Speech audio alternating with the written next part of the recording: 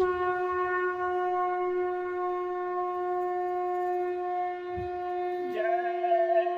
गुरुदेव। जय गुरुदेव।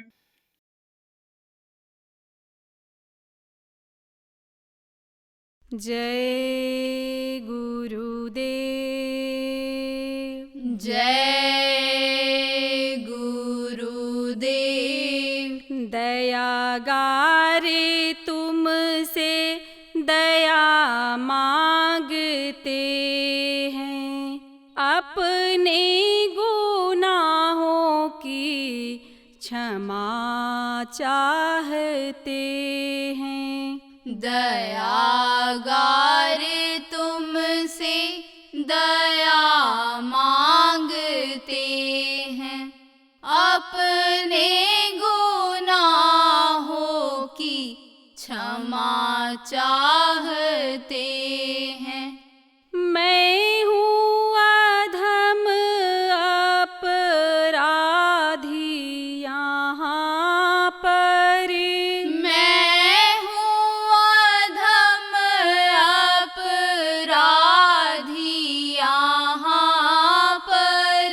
ना छोड़ो मुझे तुम यहाँ पर बुला कर, ना छोड़ो मुझे तुम यहाँ पर बुला कर।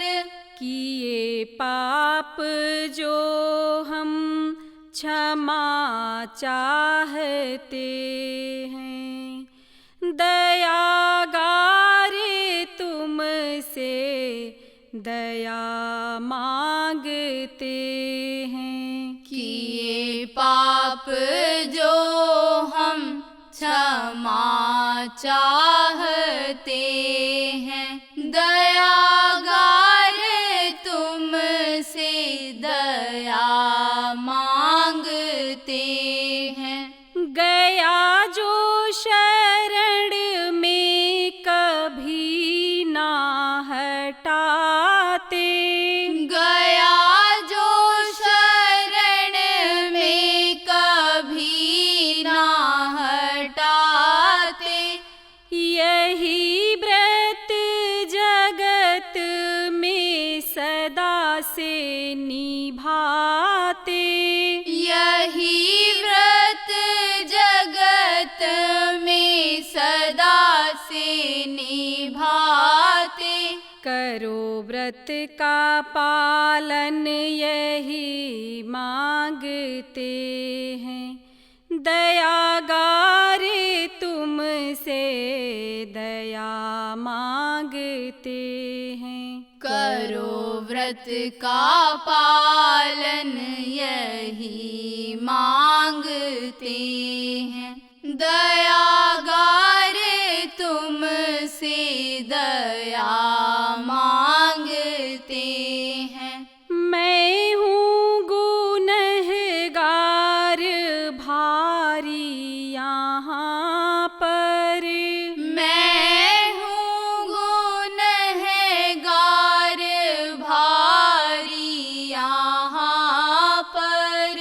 शरण में बुला कर जो चाहो सजा दो, शरण में बुला कर जो चाहो सजा दो। मगर इसके पहले चरण मांगते हैं, दयागारे तुमसे दया मांगते हैं। मगर इसके पहले चरण मांगते हैं, दयागारे तुमसे दया मांगते हैं। ना भूलो तुम मुझको, ना भूलूं मैं तुझको, ना भूलो तुम मुझको, ना भूलूं मैं तुझको। यही बात हरदम कहा चाहते हैं। दयागारे तुमसे दया मांगते हैं। यही बात हरदम कहा चाहते हैं। दयागारे तुमसे दया मांगते हैं। सदा के लिए हम क्षमा चाहते हैं। दयागारे तुमसे दया मांगते हैं। सदा के लिए हम क्षमा चाहते हैं।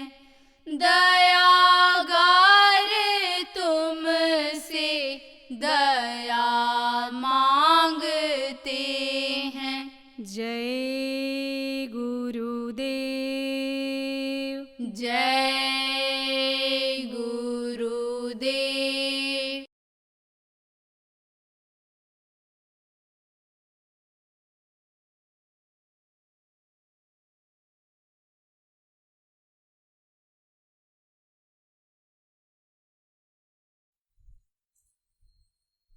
तो एक दिन क्या हुआ कि राजा कहीं गए हुए थे और वो दोनों एक ही चारपाई पर लेटे हुए मिल गए। और मुनीम जी उधर से जा रहे थे, यानी मंत्री जी जा रहे थे। मुनीम क्या, अब वो मंत्री हो गए और मुनीम राजा हो गया था। तो वो मंत्री जी जा रहे थे, उधर से नजर पड़ गई। अरे बोले, इसमें तो दोनों की भी जान जा सकती है, और एक की जान चली जाए तो जान जिसमें जाने को हो, यानी इस राज को छुपा देना चाहिए। तो क्या किया उन्होंने, अपने समझो देर नहीं किया उसको छिपाने के लिए, और कोई न देख ले या राजा ही ना आ जाए। तो उन्होंने क्या किया, दरवाजे पर अपनी शाल डाल दी कि जिससे यानी समझो कोई देखा ही नहीं, और चले गए वो सेठी। जब वो दोनों उठे तो राजा तो वहां था, लेकिन देखा शाल लटकी हुई है। रानी ने देखा शाल लटकी हुई, इसका मतलब कोई इधर आया था। सोचने लगा वो सुरक्षा अधिकारी जो था, किसकी शाल है, किसकी शाल है। रानी ने कहा ये मंत्री की शाल है, वो देखो यहाँ आया था और वही बताएगा। बड़ी घनिष्ठता है राजा से उसकी, बिल्कुल एकदम से दांत के कांटे की रोटी की दोस्ती है, तो वही बताएगा। तो रानी ने सोचा कि अब हम ही क्यों न पहले शिकायत कर रहे हैं। और राजा जब सुबह आया तो रानी ही अपना जो है ऐसा रूप बनाया और ऐसा दुखी भाव बनाया कि राजा मजबूर हो गया राज को जानने के लिए। कहा राज है इसमें, हमारे दुखी होने में क्या राज है। तो कहा देखो, आपका जो मंत्री है ये गलत नियत से मेरे पास रात को आया था, लेकिन मैंने जब विरोध किया और भागने लगा तो मैंने शाल ये पकड़ करके खींच लिया उसको। देखो ये शाल है कि नहीं, जो शाल कपड़ा आदमी रोज पहनता है, आसपास के रहने वाले लोग पहचान जाते हैं, जूता चप्पल तक पहचान जाते हैं कि ये उनका होगा। तो राजा पहचान गया, बोला बात तो सही है, अब किसी के मन में शंका अगर हो जाए, शंका अगर घुस जाए तो समाधान करना चाहिए।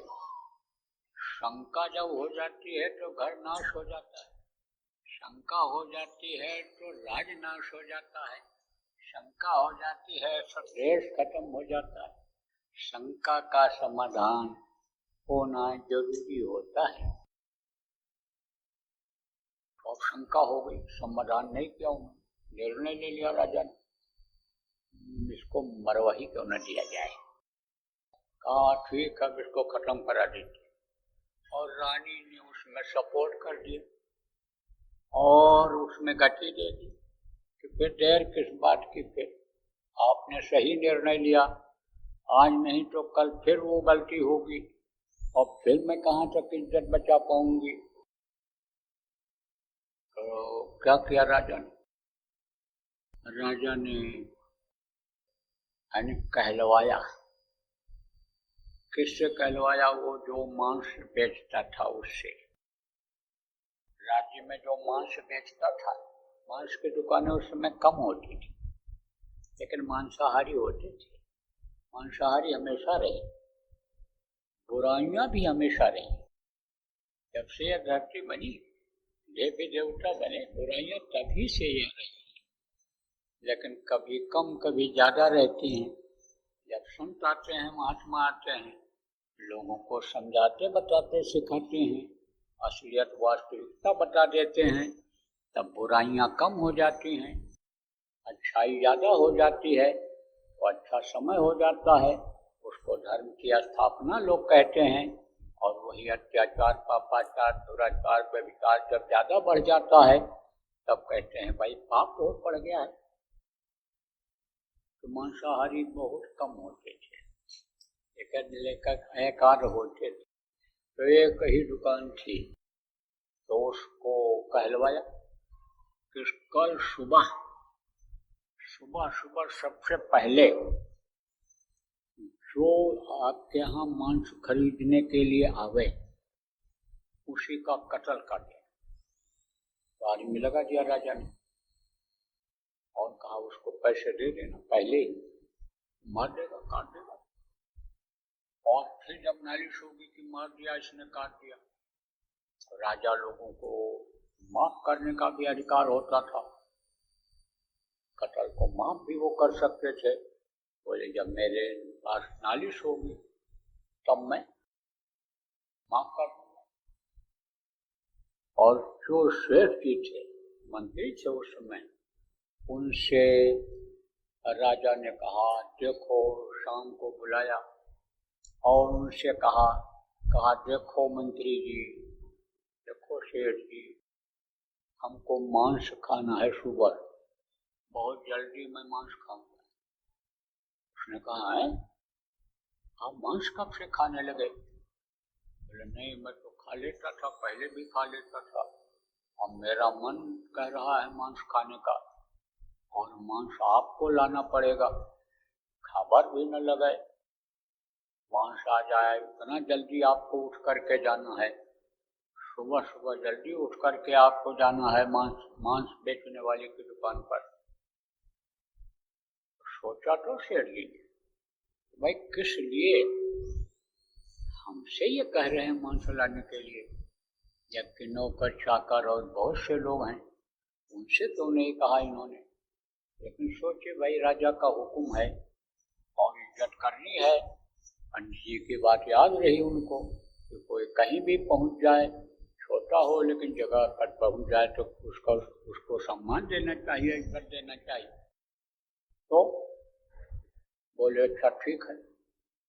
फिर वो सेठ जी को वो जो पंडित जी बता करके गए थे कि अपने से छोटों से जो काम हो जाने को हो, नौकर से, अहलकारों से, कर्मचारियों से जो हो जाने को हो, उसमें खुद नहीं करना चाहिए, उनसे करा लेना चाहिए, उन्हीं से कराना चाहिए।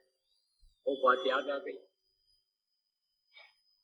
ऐसा दिए थे ना, इसीलिए मुफ्त की दवा मिल जाती है तो खाते नहीं है, पैसा देकर लाते हैं जब, तब समझो दवाई को समय से खाते हैं।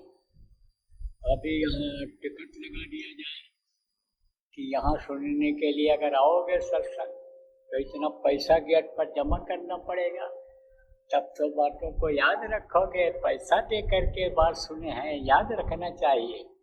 और फ्री में सुनाई पड़ रहा है आप, कोई टिकट थोड़ो मांगा होगा, या ये थोड़ो कहा होगा लोटा धोती लंगोटी ले चलो तो बाबा के पास चलो, दक्षिणा ले चलो, फूल पत्ती ले चलो, अक्षत फूल ले चलो, तब चलो बाबा के पास, ये कोई थोड़ो कहा होगा। अब आपको सुनोगे, कुछ निकाल दोगे कान से, इस कान से सुनोगे, दूसरे से निकाल दोगे। अब किस्सा कहानी के हिसाब से क्यों सुनाया जाता है कि कुछ बातें समझ में तो आ जाए। तो बात याद आ गई, पैसा दिए थे सेठ जी पंडित जी को, तो बात याद आ गई। क्या बात याद आ गई थी? दूसरों से करा लेना चाहिए। तो सेठ जी का जो नौकर था, उससे ने कहा कि ये पैसा ले ले और तू सुबह सुबह जल्दी चले जाना और मांस ले आना 1 किलो। 1 शेर चलता था, शेर होता था, 1 शेर मांस ले आना तू। अब वो सुबह गया, वहाँ उठ करके गया और उसको ये आदेश हुआ था, पैसा भी मिल गया था मारने का, बस उसी को काट दिया, मार दिया। अब इधर जो शेर था, मुनि वो जो था, मंत्री था, परेशान। तब तक उधर से खबर आ गई कि उसने तो एक आदमी मार दिया, सुबह सुबह आदमी मार दिया। अब शेठ जी ने कहा, भाई सुबह सुबह आदमी क्यों मार दिया आखिर उसने, इस तरह से क्यों किया? फिर पूछा, पता लगाया कौन आदमी है, पता चला कि मंत्री जी का नौकर है। बोले मांस लेने के लिए गया, पैसा देता मांस लेता, आदमी भी वैसा नहीं था कि किसी को कुछ कहे, बहुत सीधा सरल स्वभाव का था, मार दिया तो उसमें भी कोई राज है। तो खिसक गए, वहां से जगह छोड़ दिया, दूसरी जगह गए और वहां पर रहे। इधर जब राजा को पता चला भाई वो आदमी मार दिया गया, राजा सोचने लगा कि मैंने तो उसको भेजा नहीं था, मैंने तो मंत्री को भेजा था, तो ये हुआ कैसे, क्या हुआ है? पता लगाओ मंत्री कहाँ है, तो मंत्री गए, मंत्री हट गए वहां से, मन हट गया वहां से। मन क्यों हट गया? इसलिए हट गया कि अगर मैं गया होता राजा मरवा देता, ये जानबूझ करके राजा ने ऐसा किया होगा। तो अब आप ये समझो कि पता लगाने लगे राजा, मंत्री कहाँ गए, मंत्री कहाँ गए, मंत्री कहाँ गए। तब मंत्री का पता चला और उसको तो राजा ने माफ करा दिया, और उसके परिवार वालों को जान चली गई, राजा वापस ला पाएंगे। जान बड़ी कीमती होती है, अब बिना विचारे जो करे सो पीछे पछताए, अब काम बिगाड़े अपने जग में हो फंसाए। क्यों ये किस्सा बना, क्यों कहानी बनी, ये क्यों सुनाया जा रहा है इस बात को? क्योंकि राजा ने थोड़ी जल्दबाजी कर दी, बगैर दरिया किए हुए, बगैर मालूम किए हुए, पता किए हुए, इंक्वायरी किए हुए निर्णय ले लिया। तो राजा ने खोज कराया, तो सेठ जी थे तो वहीं, मंत्री जी तो वहीं थे। पता लगाया, कहा बुलाओ भाई, बुलाया तो कहा कि देखो अब आप बताओ कि इसका रहस्य क्या है, आप बात को बताओ।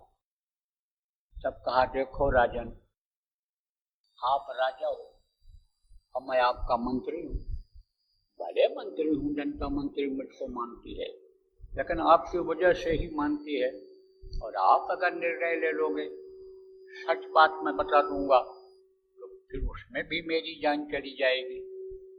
बोले आपकी कोई जान नहीं जाए, साफ बात बताओ, आपको आपके पद प्रतिष्ठा और जान पर कोई खतरा नहीं है, मैं वादा करता हूँ आपसे, आप सच बात बताओ। तब कहा कि देखो आपने रानी के कहने पर ऐसा निर्णय लिया है, हमारा यह अध्ययन है, अनुभव है जीवन का कि आपने ऐसा निर्णय ले लिया होगा, और रानी मुझसे नाराज हो गई तब उसने आपसे कुछ कहा होगा। बोले नाराज क्यों हुई, सही बात आप बताओ। बोले आप पर से मेरा विश्वास कैसे हटा, पहले आप ये बताओ। बोले भाई इसके कहने में विश्वास मेरा हट गया, सही बात आप बताओ। तब सही बात जब उन्होंने बताया तो राजा को बड़ा पश्चाताप हुआ। एक तो निर्दोष को दोषी बनाने जा रहे थे, इसके लिए पश्चाताप हुआ। अपना मंत्री खोने जा रहे थे, अपना मालिक शेठ खोने जा रहे थे। और दूसरा पश्चाताप हुआ, जान वापस नहीं आ सकती है। अब कैसे होगा, उसके बच्चों को क्या समझाएंगे, क्या बताएंगे। एक ही विकल्प बचा था, रुपया पैसा गुजारे के लिए दे करके उनको शांत किया, उनको भी संतुष्ट किया। और मंत्री से कहा कि मंत्री जी मेरे से गलती हो गई, माफ कर। तब उन्होंने कहा अनुभव बड़ी चीज होती है, अनुभव करके बिना विचारे ऐसा अब कभी भी आप मत करना, ये मेरा अनुभव कह रहा है। अब राजा बड़ा खुश होगा, भाई अनुभवी आदमी तो है नहीं। तो कहा कि ठीक है जाइए आराम करिए। बोले अब यहाँ आराम नहीं करना है, अब तो ये जगह मुझे छोड़ देंगे। बोले क्यों छोड़ोगे आप, ऐसे कैसे जाओगे, मुझको कहाँ छोड़ के जाओगे, मेरे प्रेम को ठुकराओ। बोले चौथी बात याद रखो, 3 बातों को आपने भी देखा, आजमाइश किया गया। और चौथी बात पंडित जी की जो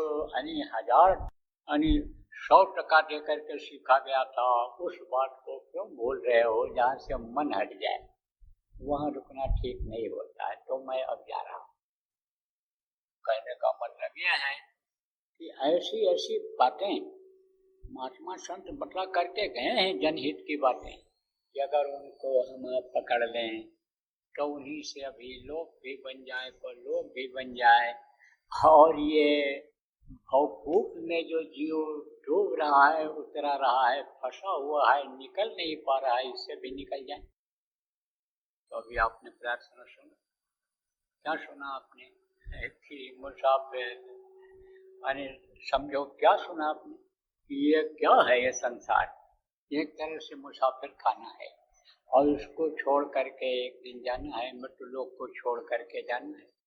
तो रहना तो मृत्युलोक में ही है, इसको छोड़ करके पहले जाओगे कैसे, और जाओगे तो कहाँ जाओगे। अरे जहाँ जाना है वहाँ कहाँ पहुँच पाओगे। अरे भाई अगर कोई मर भी गया, अकाल मृत्यु भी हो गई उम्र पूरी किए हुए बगैर, तो प्रेत योनि में जाना पड़ेगा। तो मनुष्यों को तो भी आराम रहता है, खाने पीने को मांगता है, कोई किसी से तो दे देता है, लेकिन प्रेतों को बहुत दिक्कत रहती है, खाने की दिक्कत रहती है। आप समझो आराम नहीं मिलता है उनको, हमेशा वो दुखी रहते हैं, हमेशा जान बचाते फिरते हैं कि कोई जबरदस्त प्रेत मिल जाएगा अगर रास्ते में, तो मार कूट करके सही कर देगा। क्योंकि भूत को बहुत मारते हैं, और जब मारने लगते हैं तो 10-10 कोस तक आवाज जाती है उनकी चिल्लाने की, कोई बचाने वाला नहीं होता है। इसीलिए देखो डरते हैं, हल्का फुल्का भूत लग गया किसी को, ये जो ओझा सोखा तांत्रिक होते हैं, कोई बड़ा भूत वश में किए होते हैं, उनके पास जब जाता है तो वो डांट फटकार कर मार कर भगा देते, आराम मिल जाता है। तो भूत कैसे कहाँ वश में किए हैं, कहते हैं हमने देवी वश में कर लिया, देवता वश में कर लिया, हनुमान जी को वश में कर लिया, हमने जो है इनके ऊपर शीतला आती है, दुर्गा आती है, इनके ऊपर विष्णु भगवान आते हैं। ऐसे नाटककार लोग दिखाई पड़े कि जो सत्संगियों से कहा जाए जो बाबा हमारे सिर पर आते हैं, उनके सिर पर आते हैं, ऐसा प्रचार हमको सुनाई पड़ा। तो कहने का मतलब ये है प्रेमियों कि पहले तो जाना नहीं है, जाना है जब समय पूरा हो जाएगा तभी जाना है। तो रहना इसी मृत्युलोक में है, लेकिन इस चीज को ये चीज समझ में आ जाए कि जसव जुगिया रम चलो जसवा बिराना है, बिराना मतलब दूसरे का है, ये चीज समझना जरूरी है। किसका देश है ये जिसका देश है उसका नाम है काल भगवान, उनका देश है। उन्होंने ही ये सारी चीजें बनाई हैं हमारे आपके खाने के लिए, और ये शरीर भी हमको आपको उन्होंने ही दिया है। और इसमें आँख कान मुंह और ये सब नब्या जिब्या जिसको कहा गया है, ये इंद्रियां उन्होंने ही बनाई हैं। तो ये उनका देश है, ये अपना देश नहीं है। लेकिन यहाँ बड़े होशियारी से चलना है, पीछे का याद रखते हुए, आगे का याद करते हुए तब चलना। क्योंकि ये क्या है, ये एक सफर है। मुसाफिर किसको कहते हैं? जो चलने फिरने वाला होता है, एक जगह पर घर में जो बैठ जाता है उसको मुसाफिर नहीं कहते हैं। जो यानी एक जगह से दूसरी जगह जाता है उसी को मुसाफिर कहते हैं। तो ये समझो मुसाफिर, कौन मुसाफिर है? हम सब लोग मुसाफिर हैं। तो इसमें पीछे का भी याद रखना है। क्या पीछे का याद रखना है? कि भाई ये दुनिया संसार छोड़ने वालों में हमारे ही परिवार के लोग थे। दादाजी थे, किसी का दादा चला जा रहा है, किसी के पिता चले जा रहे हैं, किसी की माँ चली जा रही है, किसी का बेटा ही चला जा रहा है।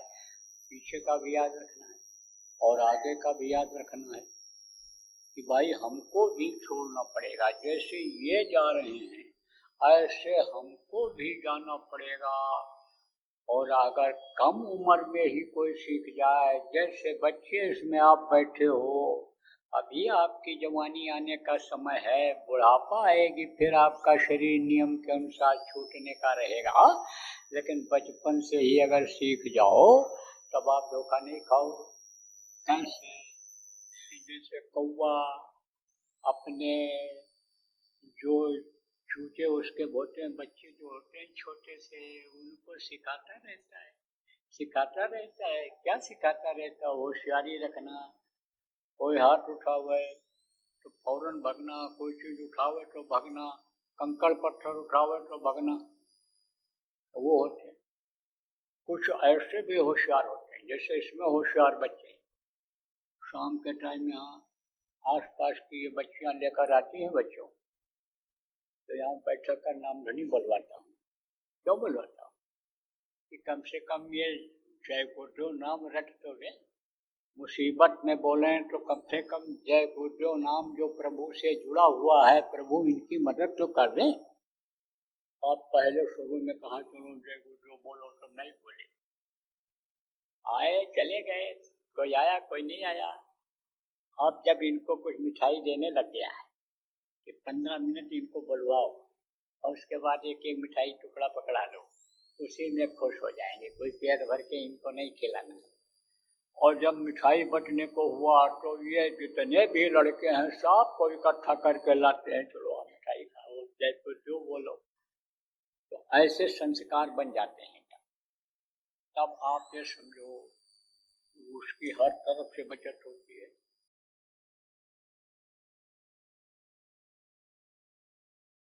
छोटे बच्चों की आदत डालो। किस चीज़ की आदत डालो? ध्यान भजन की नहीं करेंगे, नामदान वो सुन के भी जाएंगे तो वो याद तो कर लेंगे लेकिन करेंगे नहीं। क्या करेंगे? वो नाम धुनी करेंगे।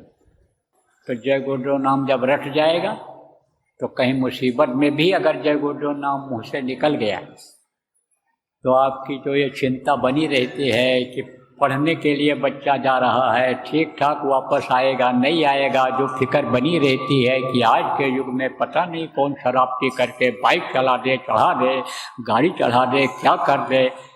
उस समय भी बचत गुरु महाराज की दया से प्रेमियों, बच्चों और बच्चियों, उन बच्चों का अगर मुँह से जय गुरुदेव नाम निकल गया तो बचत तो हो जाएगी। इसलिए आदत डालो। जय गुरुदेव। सरकारी व गैर सरकारी अनुदान के लिए बिना सत्संगियों के सहयोग द्वारा जनहित के कार्यों में लगी हुई बाबा जय गुरुदेव धर्म विकास संस्था का मुख्यालय पिंगलेश्वर रेलवे स्टेशन के सामने मक्सी रोड, उज्जैन, मध्य प्रदेश में है। यहाँ पर सत्संग व नामदान का कार्यक्रम होता रहता है। अतः आप श्रोताओं से अनुरोध है कि बाबा उमाकांत जी महाराज के आश्रम उज्जैन एक बार परिवार सहित जरूर पधारिएगा। आपके सुझाव के लिए व्हाट्सएप नंबर 9575600700। जय गुरुदेव।